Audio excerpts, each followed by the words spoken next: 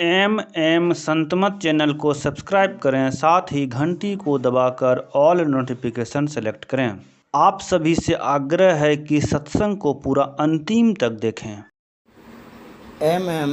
Santmat YouTube channel में आप लोग बहुत साधु महात्माओं के माध्यम से संतमत के ज्ञान को सुने होंगे। यथासंभव बहुतों ने सुनी बातों के अनुरूप अपने जीवन में उतारने का प्रयास भी किया होगा। संतमत सभी संतों का मत है।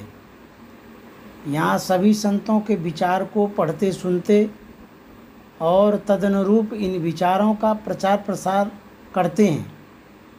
20वीं सदी के महान संत सद्गुरु महर्षि मेही परमानंद जी महाराज का उद्घोष है, चिट्ठी आदि मुलाकात होती है। अर्थात किन्हीं संत महात्माओं के लिखी या कही हुई बातों को जब पढ़ते हैं या सुनते हैं तो ये उनकी आदि मुलाकात के समान है। संत महात्माओं की आदि मुलाकात भी बहुत बड़ी बात है। इस वीडियो के द्वारा संत सद्गुरु महर्षि मेही परमानंद जी महाराज के विविध अमृत वाणी एवं प्रवचनों को प्रस्तुत करने जा रहे हैं।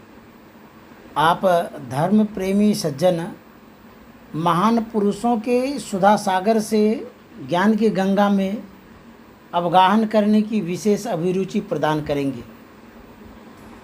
हम आप श्रोताओं को इस चैनल के माध्यम से गुरु महाराज की अंतरंग भक्ति धारा और बहिरंग गुत्थियों को सुझाए गए प्रवचनों को भी क्रम से रखेंगे।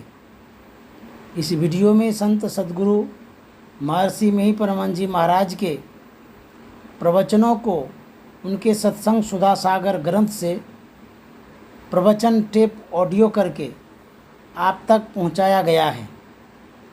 आप सज्जनों से विशेष आग्रह है इस प्रवचन की एक एक कड़ी को पूरा सुनकर लाभ लें और हमें इस पुनीत कार्य के लिए प्रोत्साहित करें। एक विशेष प्रार्थना यह भी है कि ऐसे अनमोल वचनों को सुनने के लिए परोपकार की भावना से आप अपने परिजन को भी प्रेरित करने का पुनीत कार्य करें। हमारे इस प्रयास में त्रुटि अवश्य हो सकती है, चाहे पढ़ने में या प्रस्तुत करने में। आप गुणग्राही श्रोता ज्ञान के अनमोल रतन को ग्रहण कर और हमें सुधार के लिए आप अवश्य सुझाव देने की कृपा करेंगे। श्री सद्गुरु महाराज की जय। श्री सद्गुरु महाराज की जय। महर्षि मेही सत्संग सुधा सागर। संत सद्गुरु महर्षि मेही परमानंद जी महाराज का यह प्रवचन ग्राम डोभा घाट, जिला पूर्णिया, अखिल भारतीय संतमत सत्संग विशेषाधिवेशन के अवसर पर दिनांक 5/12/1949 ईस्वी के सत्संग में हुआ था। संतमत में ईश्वर की स्थिति। बंदों गुरुपद कंज, कृपा सिंधु नर रूप हरि, महामोह तम पुंज, जासु वचन रवि करणी कर। प्यारे लोगों, संतमत में ईश्वर की स्थिति का बहुत दृढ़ता के साथ विश्वास है, परंतु उस ईश्वर को इंद्रियों से जानने योग्य नहीं बताया गया है। वह स्वरूपतः अनादि और अनंत है। जैसा कि संत सुंदरदास जी ने कहा है, व्योम को व्योम अनंत अखंडित, आदि न अंत सुमध्य कहाँ है। किसी अनादि और अनंत पदार्थ का होना बुद्धि संगत प्रतीत होता है। मूल आदि तत्व कुछ अवश्य है। वह मूल और आदि तत्व परिमित हो, ससीम हो तो सहज यह प्रश्न होगा कि उसके पार में क्या है। ससीम को आदि तत्व मानना और असीम को आदि तत्व न मानना हास्यास्पद होगा। व्यापक व्याप्य अखंड अनंता, अखिल अमोघ शक्ति भगवंता, अगुण अदब्र गिरागोतीता, सबदर्शी अनवद्य अजीता, निर्मल निराकार निर्मोहा, नित्य निरंजन सुख संदोहा, प्रकृति पार प्रभु सबुरवासी, ब्रह्म निरीह बीरज अविनाशी। उपर्युक्त चौपाइयों में मूल आदि तत्व का वर्णन गोस्वामी तुलसीदास जी ने किया है। संतों ने उसे ही परमात्मा माना है। गुरु नानक देव जी ने कहा है, अलख अपार अगम अगोचरी, नाति सुकाल न कर्मा, जाति अजाति अजूनी संभवो, नाति सुभाव न भरमा। साचे सचियार विटहु कुर्बान, नाति स्वरूप वरण नहीं रेखिया, साचे शब्द निशानु इत्यादि। संतों का यह विचार है कि जो सबसे महान है, जो सीमाबद्ध नहीं है, उससे कोई विशेष व्यापक हो संभव नहीं है। जो व्यापक व्याप्य को भरकर उससे बाहर इतना विशेष है कि जिसका पारावार नहीं है, वही सबसे विशेष व्यापक तथा सबसे सूक्ष्म होगा। यहाँ सूक्ष्म का अर्थ छोटा टुकड़ा नहीं है, बल्कि आकाशवत सूक्ष्म है। जो सूक्ष्माति सूक्ष्म है, उसको स्थूल या सूक्ष्म इंद्रियों से जानना असंभव है। वह ईश्वर आत्मगम्य है, केवल चेतन आत्मा से जाना जाता है। शरीर के भीतर आप चेतन आत्मा हैं और उस आत्मा से जो प्राप्त होता है उसी को परमात्मा कहते हैं। रूप, रस, गंध, स्पर्श और शब्द, इन पांचों में से प्रत्येक को ग्रहण करने के लिए जो जो इंद्रिय हैं, अर्थात आँख से रूप, जिह्वा से रस, नासिका से गंध, त्वचा से स्पर्श और कान से शब्द, इन इंद्रियों के अतिरिक्त और किसी से ये पांचों विषय ग्रहण नहीं किए जाते। इसी प्रकार जो चेतन आत्मा के अतिरिक्त और किसी से नहीं पकड़ा जाए, वही परमात्मा है। जो जितना विशेष व्यापक होता है, वह उतना ही सूक्ष्म होता है। परमात्मा अपनी सर्वव्यापकता के कारण सबसे विशेष सूक्ष्म है। स्थूल यंत्र से सूक्ष्म तत्व का ग्रहण नहीं हो सकता है। एक बहुत छोटी घड़ी के महीन कील कांटों को बढ़ई और लोहार की सणसी, पेचकस आदि मोटे मोटे यंत्रों से घड़ी में बिठाने और निकालने के काम नहीं हो सकते। उसके लिए यंत्र भी महीन ही होते हैं। हमारी भीतरी और बाहरी सब इंद्रियाँ, नेत्र, कर्ण, नासिका, जिह्वा, त्वचा, मुख, हाथ, पैर, गुदा और लिंग, बाहर की इंद्रियाँ तथा मन, बुद्धि, चित्त और अहंकार, अंतर की इंद्रियाँ, सबकी सब उस दर्जे की सूक्ष्म नहीं हैं जो परमात्मा स्वरूप को ग्रहण कर सकें। ये तो परमात्मा की सूक्ष्मता के सम्मुख स्थूल हैं, भला ये उसको कैसे ग्रहण कर सकती हैं।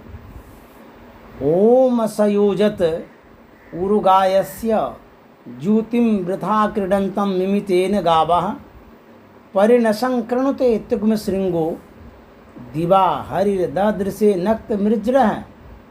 इस मंत्र के द्वारा वेद भगवान उपदेश करते हैं कि हे मनुष्यों, हाथ, पैर, गुदा, लिंग, रसना, कान, त्वचा, आँख, नाक और मन, बुद्धि आदि इंद्रियों के द्वारा ईश्वर को प्रत्यक्ष करने की चेष्टा करना झूठ ही एक खेल करना है, क्योंकि इनसे वह नहीं जाना जा सकता है। वह तो इंद्रियातीत है। यन मनसा न मनुते एनाहुर्मनोमतं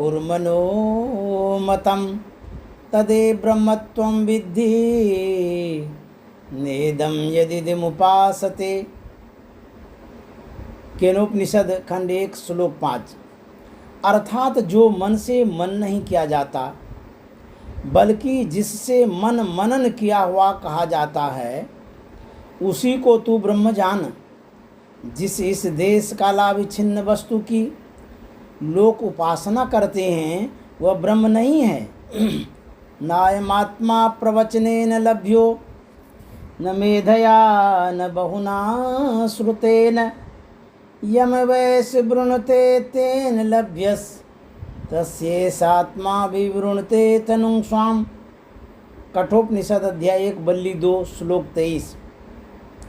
अर्थात यह आत्मा वेदाध्ययन द्वारा प्राप्त होने योग्य नहीं है और न धारणा शक्ति अथवा अधिक श्रवण से ही प्राप्त हो सकता है। यह साधक जिस आत्मा का वर्ण करता है उस आत्मा से ही यह प्राप्त किया जा सकता है। उसके प्रति यह आत्मा अपने स्वरूप को अभिव्यक्त कर देता है। अब यह साफ तरह से जना देता हूँ कि अनादि आदि परम तत्व परमात्मा केवल चैतन्य आत्मा से ही ग्रहण होने, पहचानने, जाने योग्य है। जब तक शरीर और इंद्रियों के सहित चैतन्य आत्मा रहेगी तब तक परमात्मा को नहीं पहचान सकेगी। आँख पर पट्टी बंधी हो तो आँख में देखने की शक्ति रहने पर भी बाहरी दृश्य नहीं देखा जाता और आँख पर रंगीन चश्मा लगा रहने पर बाहर का यथार्थ रंग नहीं देखने में आता है। चश्मे के रंग के अनुरूप ही रंग बाहर में देखने में आता है। आँख पर से पट्टी और चश्मा उतार दो, बाहर के यथार्थ रंग देखने में आएंगे। शरीर और इंद्रियों के आवरण से छूटते ही, या यों कहो कि चैतन्य आत्मा पर से शरीर और इंद्रियों की पट्टी और चश्मे उतरते ही चैतन्य आत्मा को परमात्मा स्वरूप की पहचान हो जाएगी। शरीर, इंद्रिय और स्थूल सूक्ष्म आदि माइक सब आवरणों के उतर जाने पर जो इस पिंड में बच जाता है वही चेतन आत्मा है और इनसे जो पहचाना जाता है वही अनादि आदि तत्व परमात्मा है। मैं तो इस अनादि आदि परम तत्व को परमात्मा कहता हूँ और कहता हूँ कि प्रत्येक व्यक्ति अपनी अपनी रुचि के अनुसार इस मूल अनादि परम तत्व को जिस नाम से पुकारना चाहें पुकारे, परंतु यथार्थ में यह अवर्णनीय, अनिर्वचनीय है। राम स्वरूप तुम्हार वचन अगोचर बुद्धि पर अविगत अकथ अपार नेत नेत नित निगम कह। गोस्वामी तुलसीदास जी महाराज। अविगत गति कछु कहत न आवे, ज्यों गुंगहि मीठे फल को रस अंतर्गत ही भावे।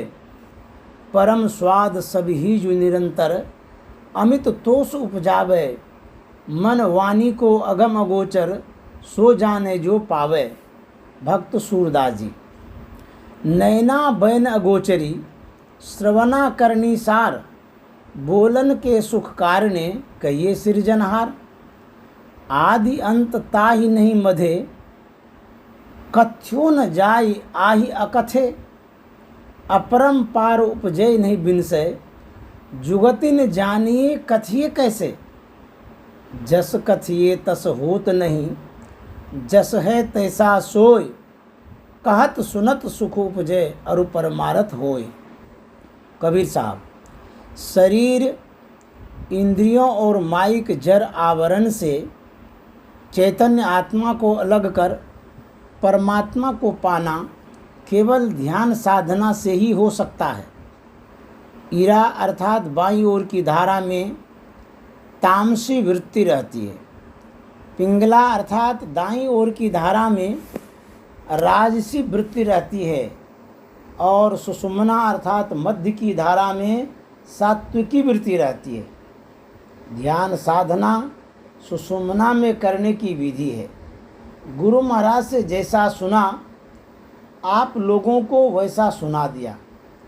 वैज्ञानिक लोग ऑक्सीजन और हाइड्रोजन दो वाष्पों द्वारा पानी बनाकर दिखला देते हैं। वैसे ही ध्यान अभ्यास के प्रयोग द्वारा परमात्मा की प्रत्यक्षता होती है, परंतु यह आदि भौतिक वैज्ञानिक का बाहरी प्रयोग नहीं है, वह प्रयोग अपने अंदर में करने का है।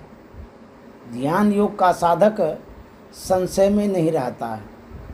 वह ध्यानाभ्यास के प्रयोग से जो कुछ पाता है उसको सत्य मानता है, और त्रुटि विहीन ध्यान अभ्यास के प्रयोग में जो नहीं पाया जाता है उसको असत्य मानता है। उसको संशय कैसा? अब ध्यान अभ्यास के विषय पर कुछ प्रकाश पाने के लिए संत दादू दयाल जी महाराज के वचन सुनिए। सब काहू को होत है तन मन पसरे जाए, ऐसा कोई एक है उल्टा माही समाए। क्यों करी उल्टा आनिए पसरी गया मन फेरी, दादू डोरी सहज की यों आने घेरी घेरी। साध शब्द सो मिल रहे मन राखे बिलमाए, साध शब्द बिन क्यों रहे तब ही बिखरी जाए। तन में मन आवे नहीं निस दिन बाहर जाए, दादू मेरा जीव दुखी रहे नहीं लियो लाए। कोटि जतन करी करी मुए यहु मन दह दिसी जाए, राम नाम रोक्या रहे नाही आन उपाय। मन ही सन्मुख नूर है मन ही सन्मुख तेज, मन ही सन्मुख ज्योति है मन ही सन्मुख सेज। मन ही सो मन थिर भया मन ही सो मन लाए, मन ही सो मन मिली रहिया दादू अनत न जाए। शब्दें बंधिया सब रहे शब्दें सब ही जाए, शब्दें ही सब उपजे शब्दें सब समाए। शब्दें ही सुसिम भया शब्दें सहज समान, शब्दें ही निर्गुण मिले शब्दें निर्मल ज्ञान।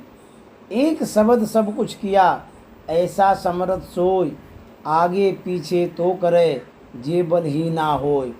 यंत्र बजाया साज करी कारीगर करतार, पंचों कारज नाद है दादू बोलनहार। पंच उपना शब्द थें शब्द पंच सो होई, साई मेरे सब किया बूझे बिरला कोई। शब्द जड़े सो मिल रहे एके रस पूरा, कायर भाजे जीव ले पग माड़े सूड़ा।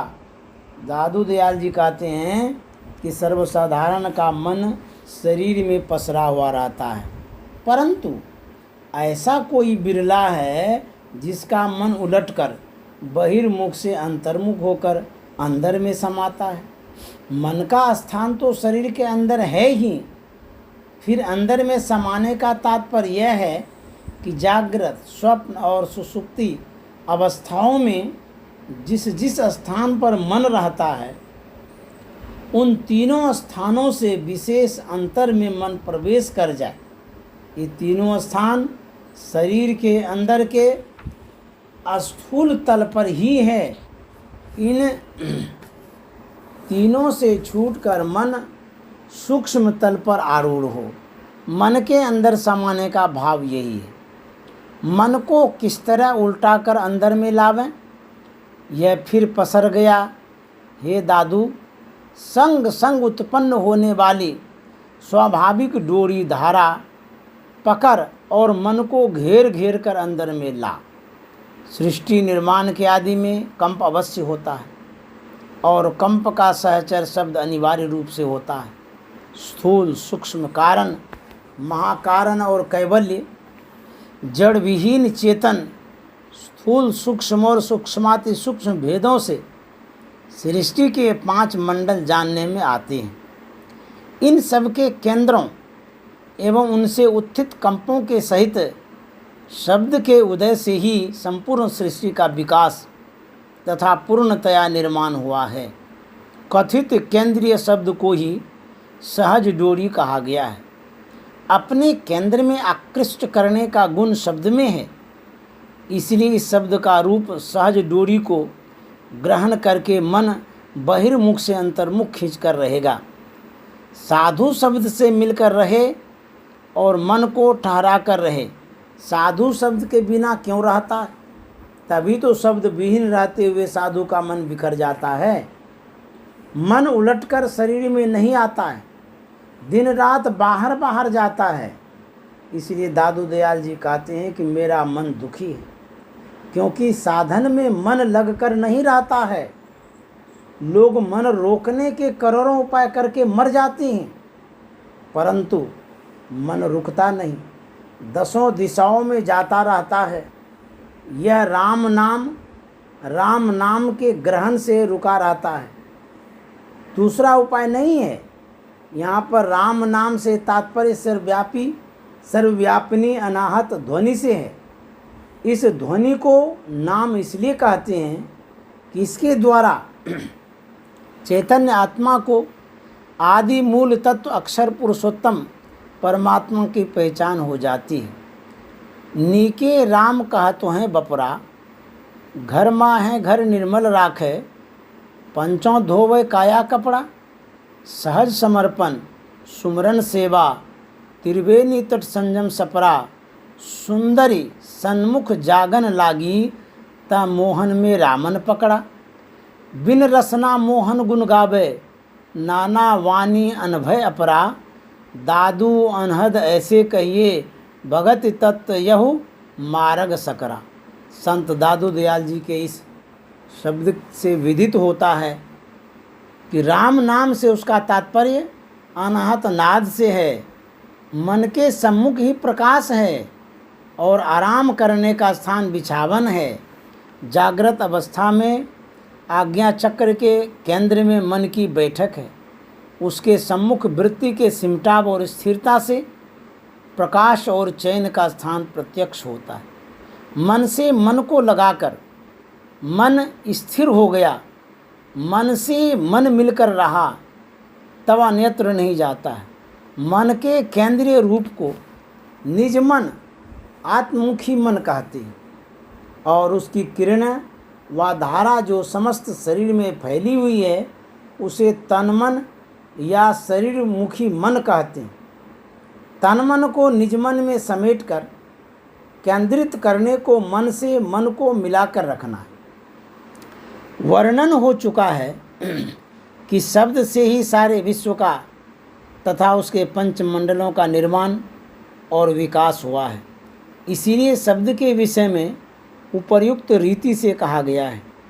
ध्यान साधना में ज्योति और शब्द के ग्रहण की विशेषता, मुख्यता और विशेष आग्रह युक्ति जानकर सब लोगों को इस ध्यान का अभ्यास करना चाहिए, क्योंकि इसी साधना के द्वारा निर्वाण पद पर पहुंचना और अपना परम कल्याण बना लेना पूर्ण संभव है। परम परमात्मा की दया सब लोगों पर हो। श्री सद्गुरु महाराज की जय।